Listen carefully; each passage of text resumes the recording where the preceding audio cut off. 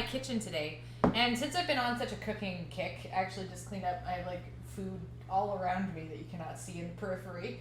I just decided that, I'm in food mode, so I wanted to talk about some of my favorite cookbooks with you guys that I've been enjoying, and for a variety of different reasons. So here's my stack of cookbooks that I really like, that I found notable. I own probably over 50 cookbooks, so this is, I love flipping through them. I've gotten a lot of cookbooks out from the library as well that I just, use for a period of time and then put back. So paging through a good cookbook is really fun for me. And so I basically, I have to start from the classic because this is literally the first vegan cookbook. I actually think, no, this is like the first cookbook that I ever owned. And it was given to me as a gift probably in 2007, 2008. I wasn't even vegan back then. But it's like this, it's so battered and old and loved. This book essentially taught me how to cook because when I made a decision to teach myself how to cook, I made a decision to follow 4 to 5 recipes every single week to the T, and that's how I trained myself.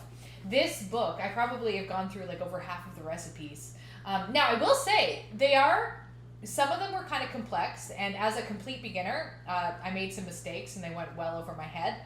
But there's really good noodle dishes, really good brunch dishes. I made summer rolls from here.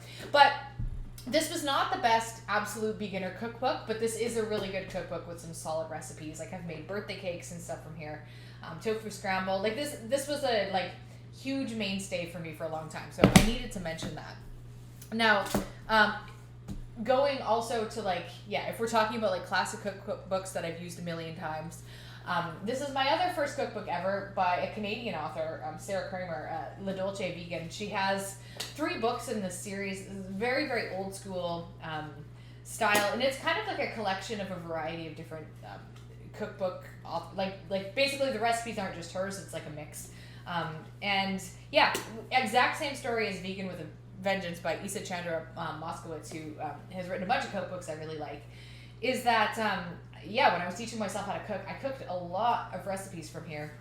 I mean, this has basically I learned how to make tuna salad, tofu tuna salad that's really good that I fed to people.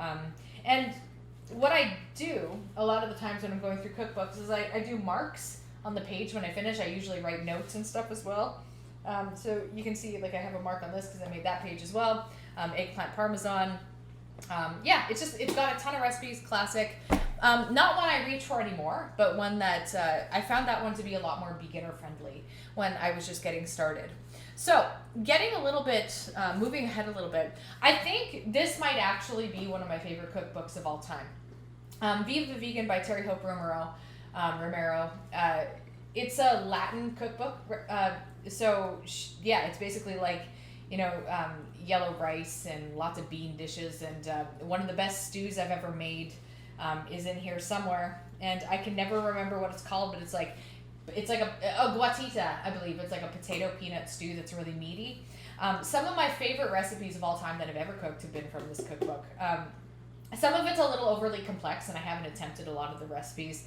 But the stews, the bean dishes, the tofu and tempeh dishes are all super, super solid. Same with the annatto, the yellow rice. I love that rice dish. I love I love Latin American cuisine. So that's a great one. And another one that I've used for a lot of years, vegan cupcakes take over the world. Yeah, that's what they're called. So this is actually written by Terry Hope Romero and also Isa Chandra Moskowitz, who wrote this book. So collaborative effort between the two of them.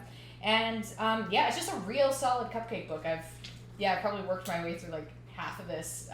Basically, any time that I make cupcakes, which is fairly often, if I'm being real, because they're great to bring over to friends' houses and stuff like that.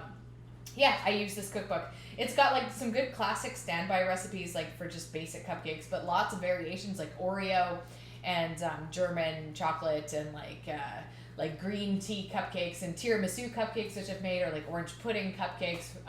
Just basically thinking off the top of my head ones that I've made and really enjoyed. So love this cookbook. It's very specific, but I use it a ton. Okay, so since we're still on the Isa Chandra Moskowitz train, This is a book, probably one of my other all-time favorite cookbooks, Vegan Brunch. This basically taught me how to make like vegan omelets and stuff like that. Crepes, there's a really great crepe recipe in here. I sort of learned how to make like roasted potatoes from this cookbook. It's so solid. If you're a brunch lover or a breakfast lover, this is a really good cookbook. Just great recipes. There's like a bunch of waffle recipes, like different types of waffles. I think they have a recipe for like pumpkin spice waffles that people have asked for the recipe from me. So great cookbook. Anytime I make brunch things, that's one that I tend to reference. I do have a few Instant Pot cookbooks because I have an Instant Pot and it's nice to just have recipes designed for it. But a new one that this is a pretty new one to me, but I'm liking everything I've made with it so far, is the Indian Instant Pot.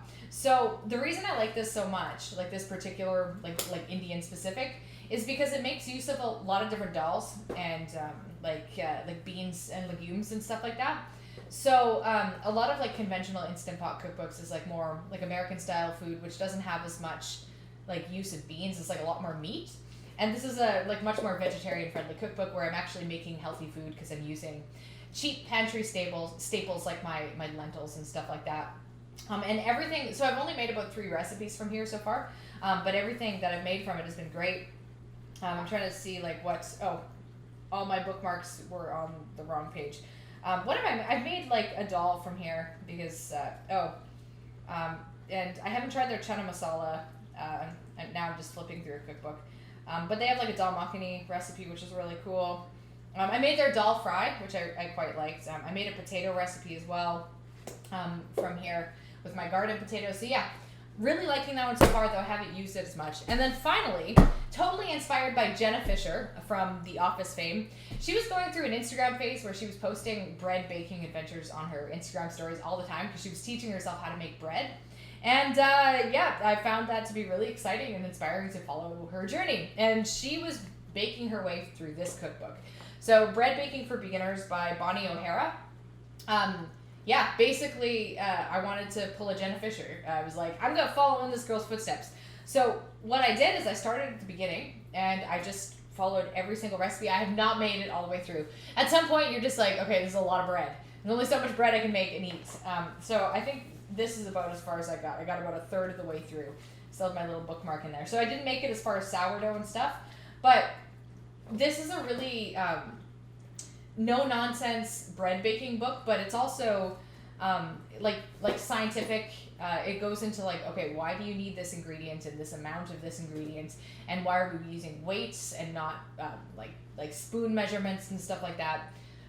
It's really good for beginners without being like, it's like good bread. Like good, if you like good crusty bread, we're not talking like cake bread. We're talking like hearty round loaves and like focaccias and like kneading, and there's like pizza dough, and there's sweet breads, like enriched breads in here, and then the final chapter, which I'm the most curious about and the most scared of, is like the recipe on sourdough. So I'd highly recommend this book, having only worked my way through like a third-ish of it. Good stuff for learning how to make real bread. And that is my pile of cookbooks. Like I said, I have way more cookbooks than this, and I could probably talk about them for a long time. There's some that are brand new that I'm really excited to dig into, and maybe I'll have some new favorites eventually, but that's my pile. That's I'm really feeling right now, and that's all for today. I'll catch you later.